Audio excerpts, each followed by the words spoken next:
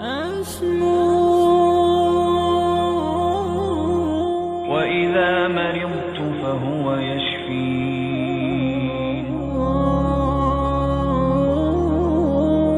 Assalamualaikum warahmatullahi wabarakatuh. Alhamdulillah, sesuai dirahmati Allah SWT. Kita sapanya bersama Dr. Sidul Akbar. Saya istimewa hari ini duduk ngobrolnya Dr. Sidul Akbar. Assalamualaikum Ustaz. Assalamualaikum. Terima kasih banyak. Alhamdulillah. Kabar dok nih? Luar biasa. Ini meja kita ajaib hari ini. Oh iya, nanti bakal seperti ini meja kita. Oh gitu ya? Insya Allah. Ini isinya ada macam-macam ini? Macam-macam Ustaz. Ini ada yang pertama ada rutop ya. Ini Masya Allah ya. Salah satu makanan kegemarannya Nabi. Kemudian ada kurma ajwa juga. Dan ada makanan kegemarannya perut kita Ustaz. Tempe. Tempe.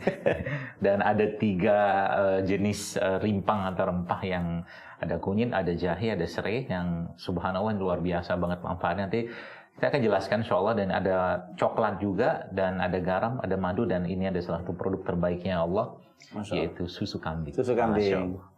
Luar biasa. Hari ini kita ternyata bersama Dr. Sidul Akbar dibawakan banyak makanan. Nah, karena saya nggak ngerti ngeramu, maka saya bawain kitab. Saya bawakan kitab nih, jadi supaya siapa tahu di kitabnya ada ya kan? Bicara ini semua nih. Kayaknya ada. Kita seimbangkan itu. Ya. Siap. Pagi-pagi alhamdulillah kita sudah dikasih ramuan juga nih sama Dr. Sidul Akbar nih. Ini ide baru ya? Ini baru ketemu tadi pagi. Isinya tuh kopi ya, kopi. Kemudian kalau selama ini kan orang minum susunya, minum kopi kan kopi pakai susu atau kopi susu gitu kan. Kalau sekarang susunya kita pakai susu kambing, Ustaz. Masya Allah. Jadi kemudian pemanisnya kita pakai madu. Jadi ini minuman yang sangat luar biasa. Kopi, susu kambing madu. Sama. Kita cobain dulu. Kita coba, Ustaz. Bismillah. Bismillah.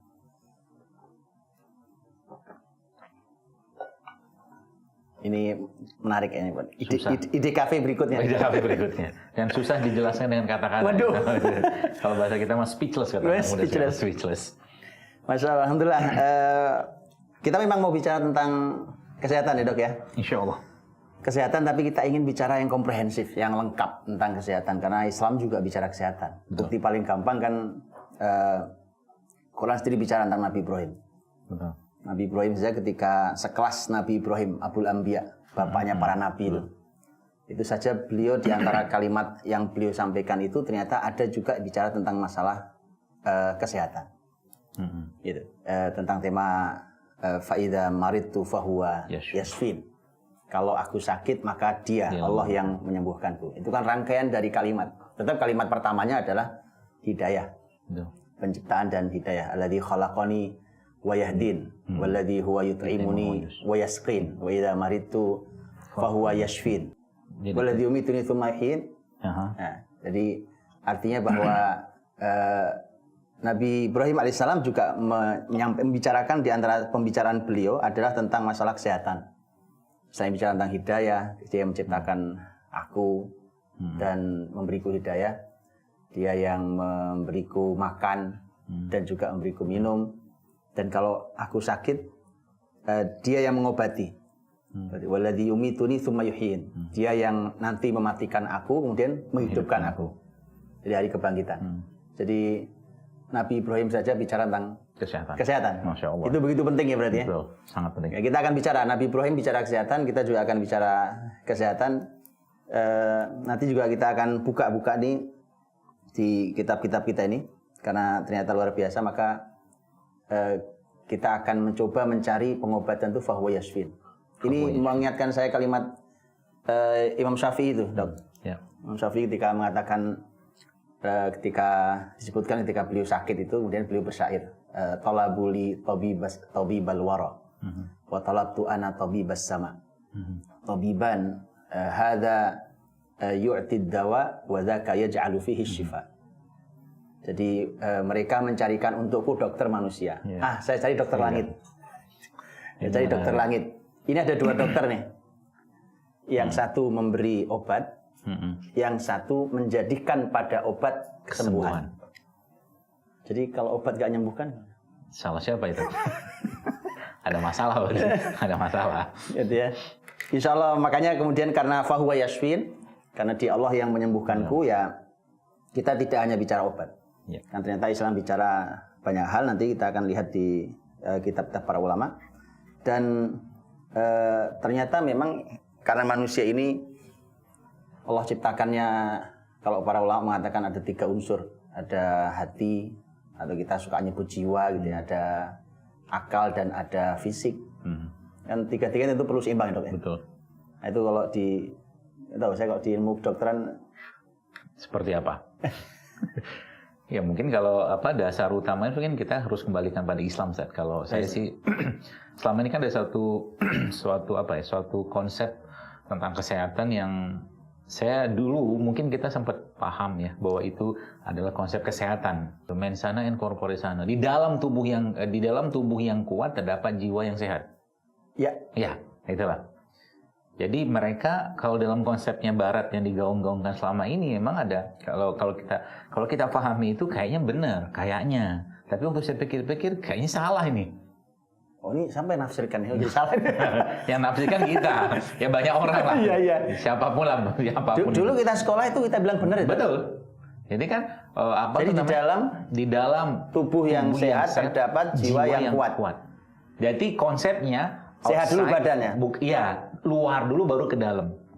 Kayak gitu kan? Terbalik itu. Terbalik. Nah, ilmu syariat juga terbalik itu. Jelas terbalik. Nah, itu langsung dibantah sama hadis itu kan, yang kita sering dengar itu, bahwa Nabi bilang itu kan iza sholat jasadu kulluhu. Itu dulu dibenerin. Hati, qalb dulu. Qalbunya dibenerin. Kalau qalbunya udah bermasalah, seluruh hormon, enzim, fisiologis, metabolisme semua pasti bermasalah. Itu dulu konsepnya. Ya. Makanya Ibnu Qayyim rahimahullah mengatakan bahwa raga yang kuat bermula dari jiwa atau kolbu yang kuat. Ini ingatkan ini kalimatnya. Ini dinukil juga Ibnu Qayyim di sini, ada di buku ini. Ada. Ini ada Tibbul Qulub nih. Ibnu Qayyim menulis buku ya. Tib itu pengobatannya. Betul. Tib pengobatan. Al-Qulub itu qalb. Beliau ulama, tapi kita juga tahu beliau ulama dulu itu kan tidak satu ilmu. Multitalenta. Multidisiplin ya. Gitu. Di mukadimahnya beliau nulis nih tentang kalimatnya sahabat Abu Hurairah. Seperti dokter sampaikan barusan, setelah menyampaikan hadis Nabi tentang bahwa hadis Nabi tentang qalb itu. Ala inna fil jasadi mudghah idza salahat salahal jasadu kullu wa idza fasadal jasadu kullu ala wahyal qalb. Setelah itu beliau menukil bagus kalimatnya Abu Hurairah. Abu Hurairah mengatakan bahwa kata Abu Hurairah radhiyallahu anhu, al-qalbu malik. Al-qalbu malik. Raja itu hati itu adalah raja kita. Wal a'dha'u junud.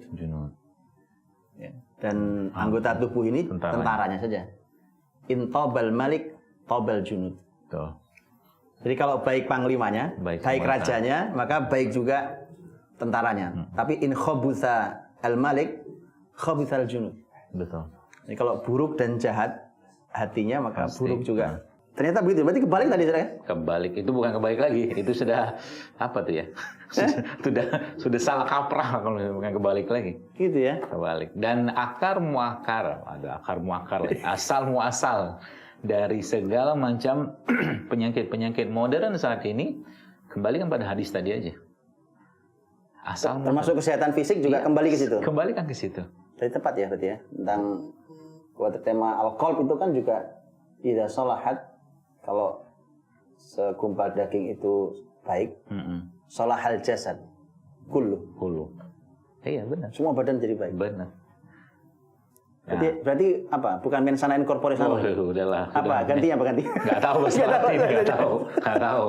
Mensana wis karepmu. Ya. Mensana sak karepmu itu bahasa baru. Misalnya nanti kita promosikan di Bahwa Yasfin. Ada yang menarik Ustaz kalau diterusin. Jadi pertanyaannya bagaimana kolbu itu bisa terpengaruh? Sebelum mungkin kita pakai terminologi bahasa jiwa aja deh. Bagaimana jiwa itu bisa terpengaruh sehingga menyebabkan gangguan fisik. Kan tadi konsepnya kan dari dalam keluar. Dari dalam dulu. Dalam dulu. Oke. Keluar. Nah berarti kalau saya itu mengumpamakan gini Ustaz. Contoh gini ya. Kita lagi menyetel parabola nih. Oke. Nyetel parabola, katakanlah Ustadz mau ambil channelnya, misalkan apalah channel Mekah lah gitu kan, lagi lihat Masjidil Haram, gitu kan, lagi orang tahu segala macam. Katakanlah channel itu channel 12. Jadi kalau channel 12 itu masuk sesuai harapan, Ustadz bahagia, tenang. Karena emang mau lihat orang tawaf sekarang, pengen lihat orang sa'i segala macam. Nah sekarang tiba-tiba channel itu nangkap channel, katakanlah channel nomor misalkan 35 misalnya gitu. Ternyata channel 35 itu channel berita perampokan. Channel berita korupsi. Pas Ustadz nggak sengaja lihat, tiba-tiba lihat channel 35, apa yang terjadi? Pasti stres. Ya kan? Walaupun sekilas cuma lihat, misalkan gitu ada polisi lah, lagi pasang polis line lah, ada orang berdarah-darah lah, atau mungkin lagi gambar korupsi, macam-macam lah, tangkap-tangkap gitu, pasti pusing, stres. Ini bukan yang saya inginkan ini. Channel ini. Apa yang terjadi? Nah, ini yang tadi Ustaz, ini menarik. Nah, ternyata dalam Islam, Ustaz mungkin bisa lebih jelaskan ya Ustaz. Siap. Ternyata kolbu itu punya reseptor, dia punya satelitnya, punya parabolanya. Coba kalau Ustaz lihat, kalau kita mungkin bahas tentang kolbu itu selalu dikaitkan dengan dua hal. Persis. Apa itu Ustaz? Persis, itu bahkan disebut dalam Quran itu tidak kurang dari 20 ayat. Cukup banyak. Ketika hati itu digabungin selalu dengan dua hal. Yang satu adalah as-sama', pendengaran kita. Yang kedua adalah al-basar, penglihatan kita. Betul. Banyak ayatnya. Umpamanya gini, kita ketika Allah berikan as-sama', kemudian al-basar dan al-fuad, itu ada ayat yang ujungnya supaya kalian bersyukur. Okay? Ada yang ketika Allah menyampaikan tentang as-sama', al-basar dan al-fuad, pendengaran, penglihatan dan hati, itu ujungnya adalah nanti semua dimintai pertanggungjawaban di hadapan Allah. Dua hal tadi itu. Tiga ini kan. Itu. Semua ini semua akan dimintai pertanggungjawaban dari Allah. Ada yang hubungan antara qalb, kemudian penglihatan dan pendengaran. Ternyata begitu salah menggunakan, ujungnya jadi kayak binatang kita. Salah channel. Itu mungkin. Kalau secara Quran begitu. Nah itu kalau penjelasan kesehatannya ya gimana itu? Jadi hati, jiwa kita ini kemudian hubungannya dengan pendengaran dan penglihatan. Jadi memang dari sisi kesehatan, apa yang orang itu lihat, apa yang orang itu dengar, karena manusia. Jadi kalau kita kembalikan ke konsep tentang kolbu tadi itu, maka subhanallah manusia itu kalau berdasarkan dia makhluk hormon, Ustaz. Makhluk hormon.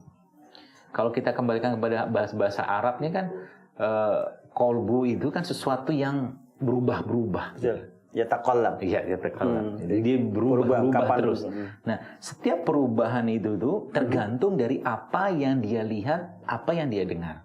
Oh begitu ya? Begitu. Oh berarti memang kuat sekali hubungan ini. Jadi apa yang masuk ke pendengaran kita, ke penglihatan kita, itu yang membuat hati ya taqallab itu. Iya.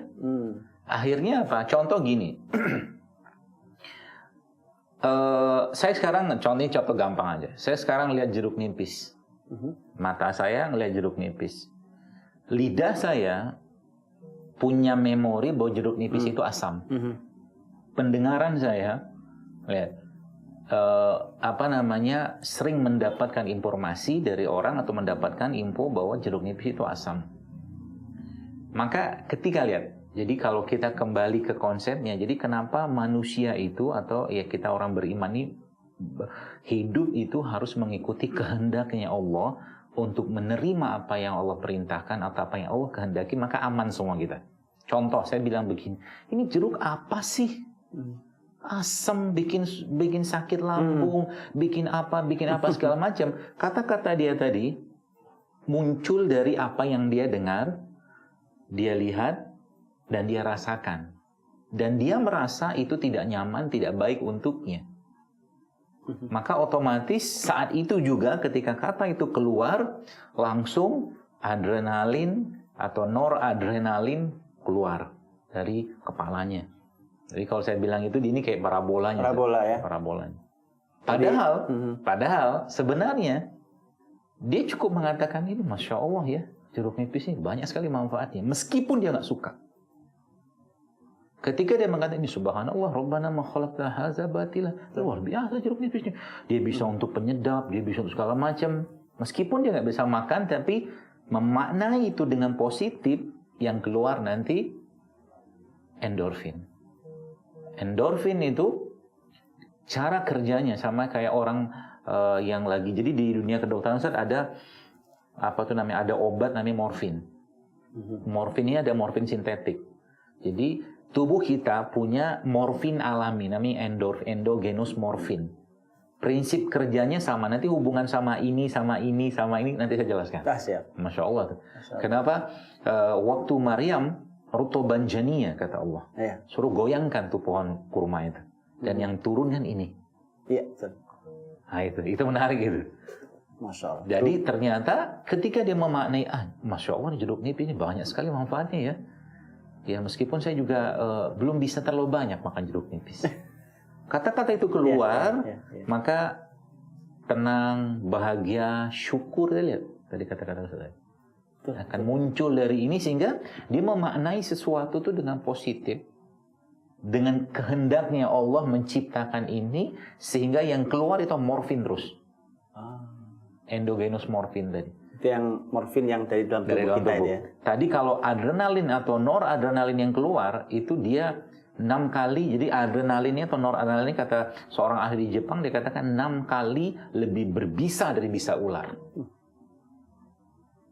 Push, dia bisa meskipun jumlahnya nggak banyak.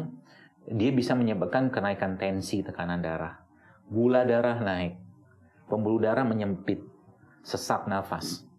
Ngerian manusia itu. Iya. Itu kenapa ini ya?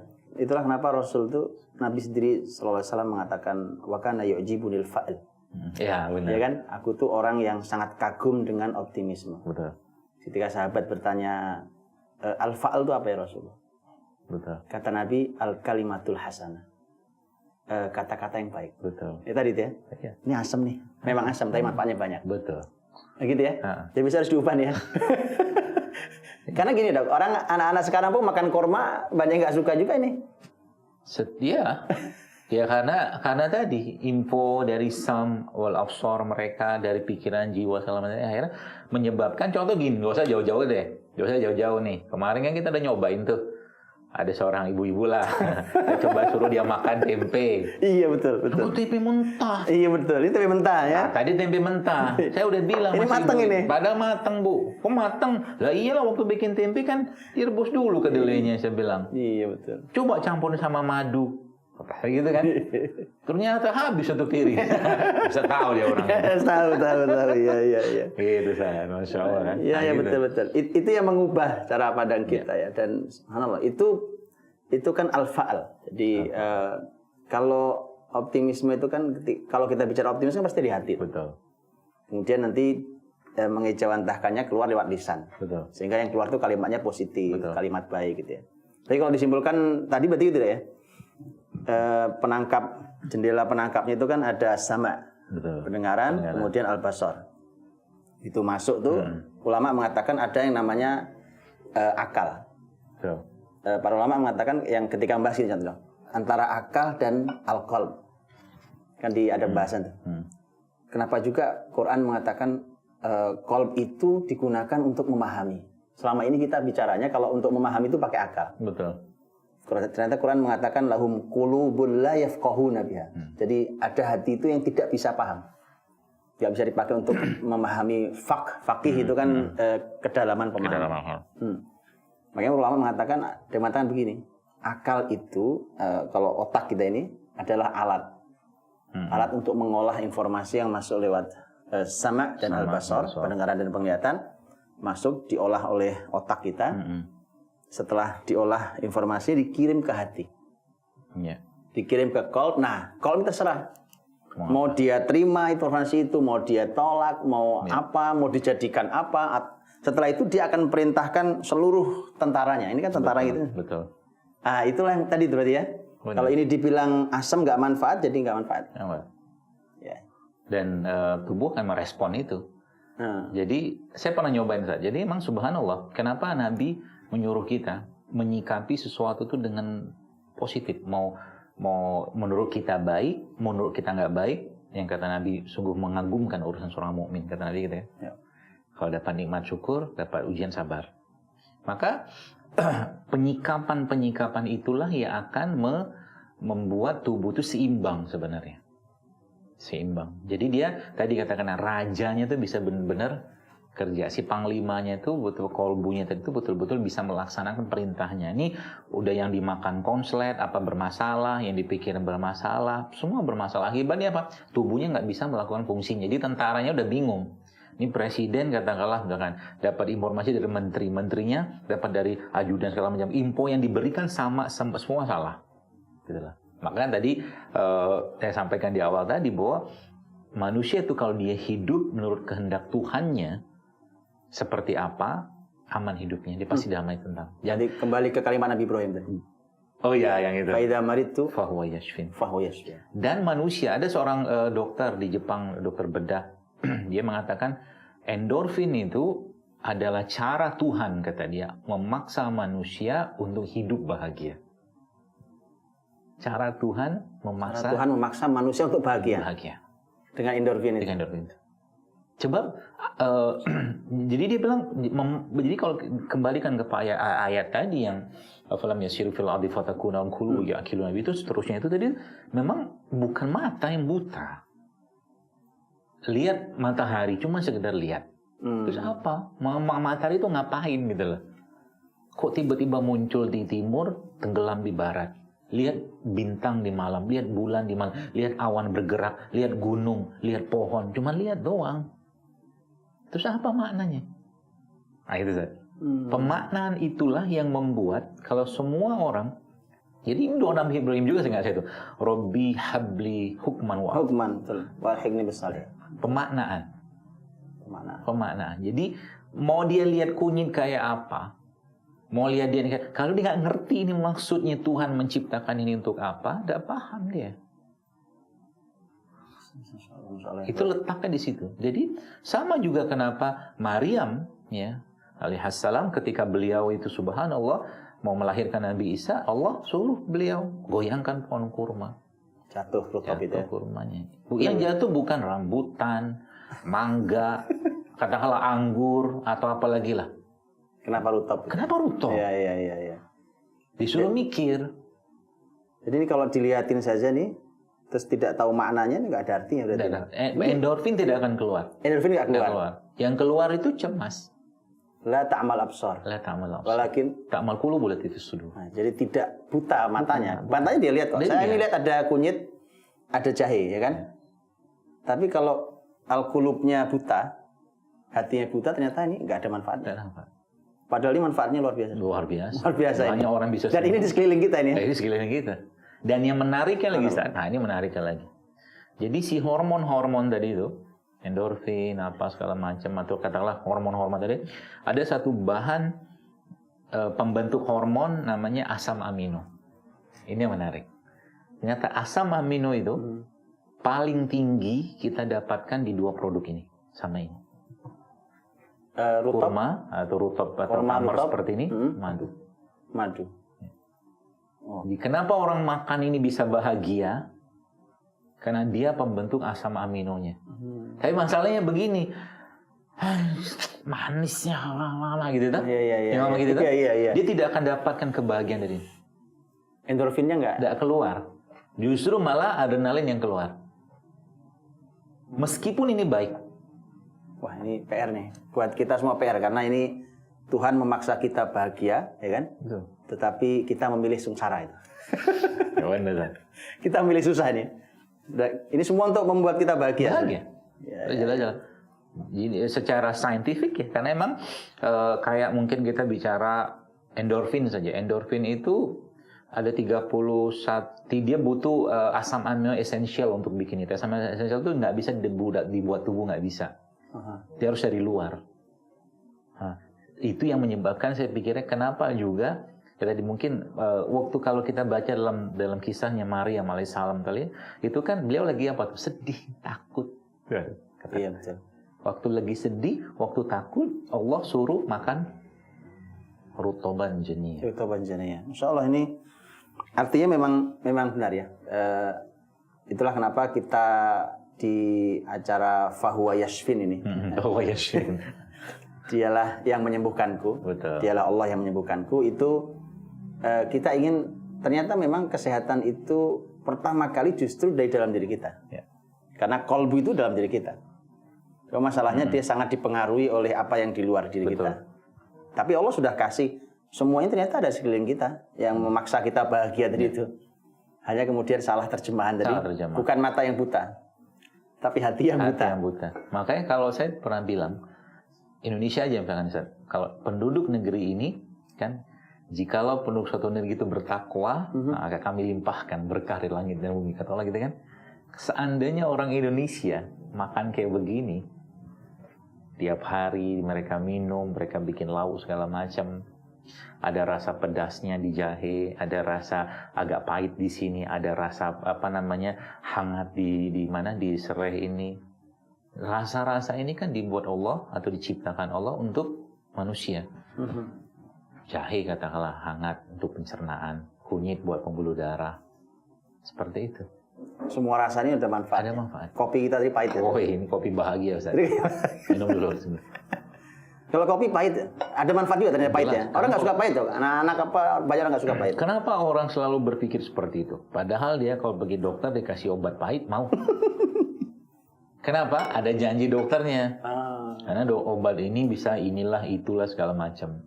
Padahal kopi sendiri, kalau kita bahas kopi saja, ini salah satu mungkin bahasa kita lain itu fat burner, pembakar lemak. Kopi itu pembakar lemak dan dia stimulus jantung, dia menguatkan jantung, jadi meningkatkan denyut jantung. Itu baru kopi aja. Gitu ya. Campur sama susunya, ya ada susunya. Iya, susunya, masya Allah. Itu tambah madu. Tambah madunya. Jadi ada asam aminonya, ada penguat jantungnya, ada penguat pencernaannya. Kalau jantung sudah bagus, maka otak pun akan sehat. Kok saya jadi ini dok ya? Jadi berpikir sederhana tentang kesehatan. Gimana? Artinya ternyata di sekeliling kita ada ya. Kan mudah kalau gini, kalau saya dikasih bahasa pahit itu, tadi kan pahit itu ternyata bagus buat jantung, umpamanya gitu ya.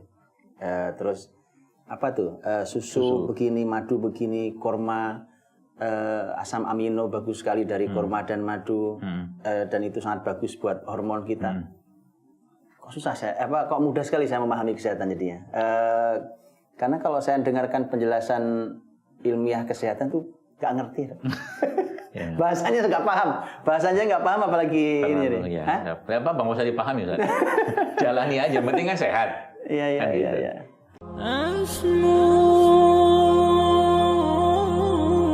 وإذا مرضت فهو يشفين